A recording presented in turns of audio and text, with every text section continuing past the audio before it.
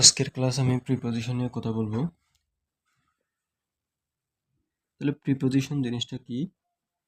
8 প্রকার parts of speech এর preposition একটা পার্টস অফ স্পিচ। তাহলে হোয়াট ইজ প্রিপোজিশন? তাহলে প্রিপোজিশন জিনিসটা হলো যে ওয়ার্ডটা নাউন বা প্রনাউন এর পূর্বে বসে বাক্যস্থিত অন্যান্য শব্দগুলির সাথে সম্পর্ক তৈরি করে তাকে কি বলে? প্রিপোজিশন। তাহলে এখন আমরা এখানে প্রি মানে হচ্ছে পূর্বে, প্রি অর্থ হচ্ছে পূর্বে, আর পজিশন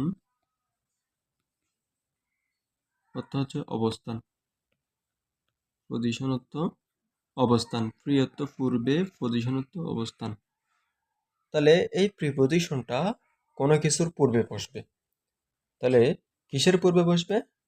নাউন বা প্রনাউনের পূর্বে। প্রিপোজিশনটা কার পূর্বে বসবে? নাউন বা প্রনাউনের পূর্বে। তাহলে আরো কার পূর্বে বসতে পারে? জিরান্ডের পূর্বে বসতে পারে, জিরান্ড। তাহলে জিরান্ড মানে কি? বার প্লাস আইএনজি। তাহলে নাউনের পূর্বে বসতে পারে, প্রনাউনের পূর্বে বসতে পারে জিরান্ড। তাহলে জিরান্ডটাও কিন্তু নাউনের মতো কাজ করে।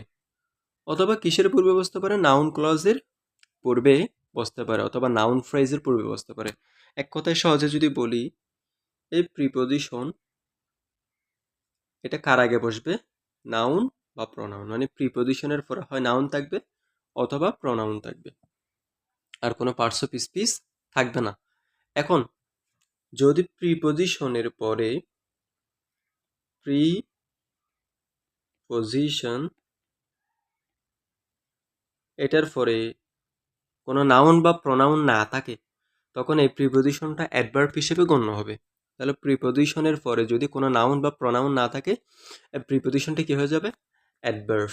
তাহলে আমরা কিছু এটার উদাহরণ দেখি। দেই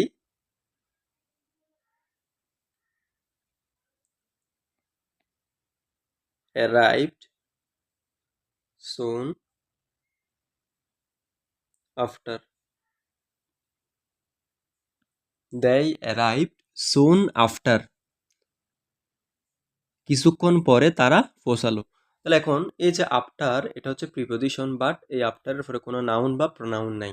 দ্যাটস ওয়াই এই আফটারটা কি হবে? অ্যাডভার্ব হিসেবে গণ্য হবে। তাহলে আমরা জানি প্রিপোজিশনের পরে নাউন বা প্রনাউন বসে, যদি প্রিপোজিশনের পরে নাউন বা প্রনাউন না থাকে, ওই প্রিপোজিশনটা কি হবে? অ্যাডভার্ব হয়ে যাবে। আর আমাদের আরেকটা জিনিস মনে রাখতে হবে, প্রিপোজিশনের পরে যদি প্রনাউন বসে, প্রনাউনের কি বসবে? Objective form. মানে প্রিপোজিশনের পরে কি হবে?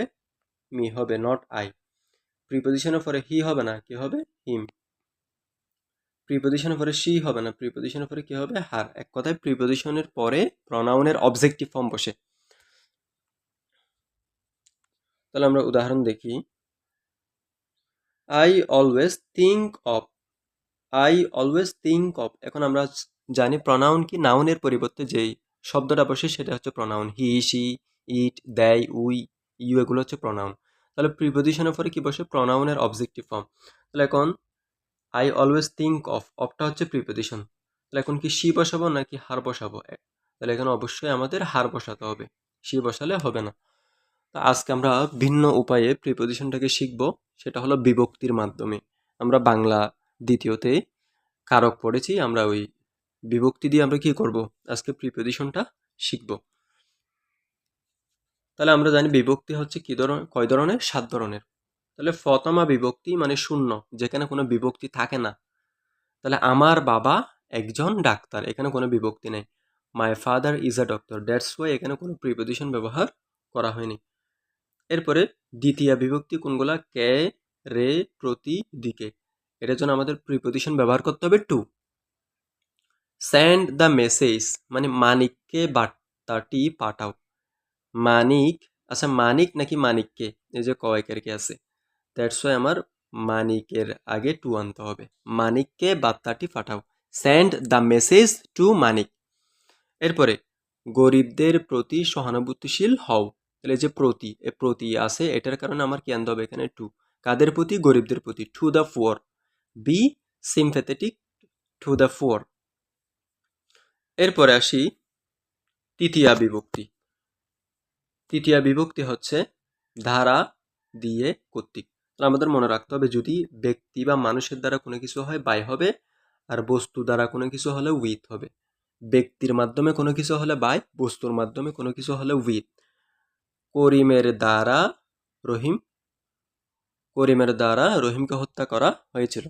করিমের দ্বারা রহিমকে হত্যা করা হয়েছিল। তাহলে এখন দ্বারা আছে এখানে, যেহেতু দ্বারা আছে, কার দ্বারা? করিমের দ্বারা, তাহলে বাই করিম। কার দ্বারা? করিমের দ্বারা। কার দ্বারা? করিমের দ্বারা। তাহলে করিম যেহেতু মানুষ, যেহেতু মানুষের দ্বারা কোনো কিছু হইলে, ব্যক্তির দ্বারা কোনো কিছু হইলে আমরা তার আগে বাই বসাবো, বাই করিম, করিমের দ্বারা। রহিম ওয়াজ কিল্ড বাই করিম, করিমের দ্বারা রহিমকে হত্যা করা হয়েছিল। এরপরে রাবিন সাপটিকে লাঠি দিয়ে হত্যা করেছিল। তাহলে কি দিয়ে হত্যা করছে? লাঠি দিয়ে। তাহলে লাঠি এটা একটা বস্তু, বস্তুর দ্বারা কোনো কিছু হলে তখন হবে উইথ। রাবিন জেফট the snake with a club অথবা স্টিক। তাহলে যেহেতু লাঠি একটা বস্তু, দ্যাটস ওয়াই আমি বাই আ ক্লাব বা স্টিক বলতে পারবো না, আমাকে কি বলতে হবে? উইথ আ ক্লাব অথবা স্টিক। এরপর আসি চতুর্থী বিভক্তি হচ্ছে জন্য। জন্য, এটার জন্য আমরা প্রেপোজিশন ইউজ করবো ফর। আমি তোমার জন্য অপেক্ষা করতেছি, তাহলে এই যে জন্য, জন্য এটার জন্য আমরা কি আনবো? ফর। কার জন্য? তোমার জন্য। For you, I am waiting for you, আমি তোমার জন্য অপেক্ষা করতেছি। এরপরে পঞ্চমী বিভক্তি হচ্ছে হতে, থেকে, ছে। যদি হতে থেকে হয় তখন আমরা ফ্রম ইউজ করব। হতে থেকে, এটা বললে আমরা ফ্রম ইউজ করব, হতে থেকে। এটার জন্য আমরা ফ্রম, আর ছে বললে THAN, নট দেন। দেন আমরা ইউজ করবো না, কি ইউজ করবো? THAN, এটা ইউজ করব। এখানে আমাদের এটা শিকার একটা জিনিস আছে, এটা হচ্ছে THAN, এটা মূলত কম্পারেটিভ ডিগ্রিতে ব্যবহার করা হয়। এটার পরে কি বসে? সাবজেক্টিভ ফর্ম বসে। এটার পরে কি বসে? সাবজেক্টিভ ফর্ম বসে। এটার পরে কি বসে? Subjective form. তাহলে এবার আমরা উদাহরণটা দেখি।